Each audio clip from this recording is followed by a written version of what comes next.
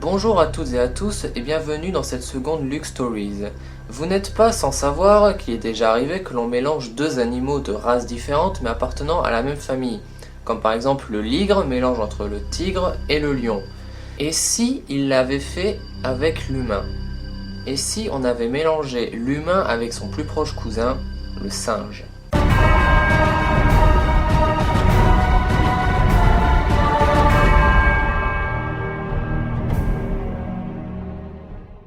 Commençons déjà par définir ce qu'est une hybridation. L'hybridation, c'est le mélange, le croisement entre deux variétés, deux races d'une même espèce ou entre deux espèces différentes. Comme vous le savez, nous sommes proches de plusieurs animaux.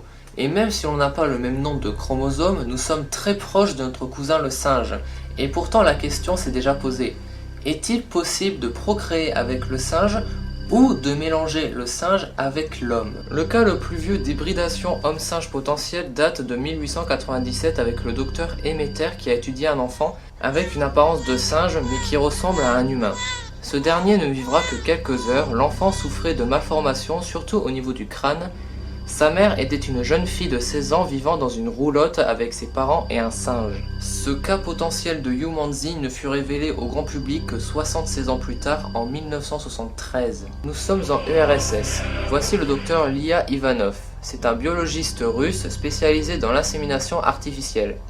Staline, dirigeant de l'URSS, voulait créer des super soldats. Intelligence humaine, corps humain, mais agilité, force et insensibilité à la douleur des grands singes. Pour réaliser cette expérience, Ivanov va implanter du sperme humain dans l'utérus de singes femelles pour la plupart des chimpanzés, mais ça ne marchera pas, c'est pour cela que le biologiste russe inversera la méthode en inséminant cette fois des femmes humaines avec du sperme de singe. Il existe deux versions de cette histoire, une où les femmes étaient consentantes et une où on ne leur a pas clairement dit en quoi consistaient ces expériences.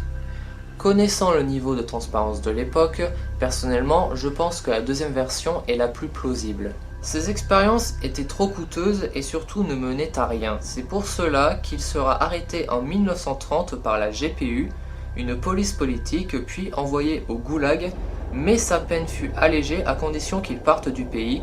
Ce qu'il fera, il finira sa vie au Kazakhstan où il mourut en 1932.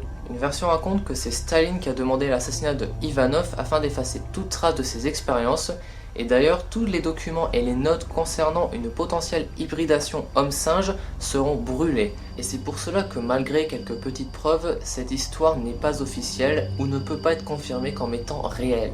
1939, une paysanne chinoise disparut pendant 27 jours. À son retour, elle racontera qu'elle fut enlevée par des hommes avec une apparence simesque. Elle aurait été séquestrée et violée dans la forêt. Ces hommes, que l'on appelle hommes dupes, pourraient être la création de Ivanov. En effet, une théorie raconte que le biologiste aurait réussi à créer ces hommes singes, mais que le résultat final n'était pas celui souhaité. Mais alors, pourquoi ne pas les tuer? C'est bizarre. Une autre théorie raconte que les hommes singes se seraient libérés s'enfuyant vers la Chine et que Staline, pour éviter toute responsabilité, aurait envoyé Ivanov au goulag avant de l'assassiner. Revenons à notre histoire. La femme accouchera 9 mois plus tard d'un enfant à l'apparence simesque qui vivra jusqu'en 1960. En 1980, des scientifiques chinois ont déterré le squelette et après analyse, apparemment il y aurait des cellules appartenant au singe et des cellules appartenant à l'humain. Voici Oliver, un singe particulier qui dans les années 60 suscitera la curiosité. Ce chimpanzé marche comme l'homme, a un visage différent des chimpanzés normaux, et après analyse, il a un chromosome de plus que l'homme, mais un de moins que le chimpanzé. Et bien sûr, ce résultat surprenant fut considéré comme une erreur humaine, mais on ne saura jamais. Les histoires que je vous ai racontées, on ne saura jamais si elles sont réelles ou non, ça ne sera jamais officialisé. Pareil pour Oliver, on ne saura jamais s'il s'agit d'un homme singe. Et d'ailleurs, pour l'anecdote, Oliver fut considéré pendant un moment comme le chaînon manquant. Et pour info, le fait qu'il marche comme l'homme fut expliqué par le fait que d'autres chimpanzés peuvent le faire et que Oliver avait été dressé à le faire souvent. Pour ce qui est de son visage différent, ce serait une malformation et certaines facultés qu'il a seraient dues au fait qu'il serait surdoué. Voilà, donc d'après les scientifiques, les journalistes et les sceptiques, il s'agirait tout simplement d'une série de coïncidences. Chacun son avis là-dessus, n'hésitez pas à me dire le vôtre dans les commentaires. Mais de toute façon, même si Oliver était réellement un homme singe, on ne saura pas. Pareil pour tout ce que je vous ai raconté dans cette vidéo, on ne saura jamais pour la simple et bonne raison que ça crée des questions éthiques, scientifiques et humaines beaucoup trop importantes. Est-ce que vous connaissez la méthode de fusion de cellules embryonnaires? En fait, cette méthode consiste à prendre des cellules d'un animal et l'injecter dans l'embryon d'un autre animal. Et bien les USA et la Chine auraient comme projet, ou l'ont peut-être déjà fait, de le faire avec l'homme et le singe.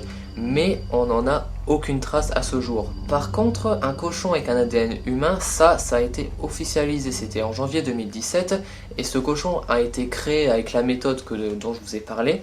Et comme je l'ai dit, ça a posé beaucoup de questions éthiques, scientifiques et humaines. Ça a créé beaucoup de débats au sein de la communauté scientifique. Et puis, au final, c'est parti assez loin. Et c'est pour cela que vaut mieux pas qu'on sache si des hommes singes ont existé ou existent encore. Maintenant, je vais vous poser une petite question. Au final, c'est qui le monstre? La créature ou le créateur?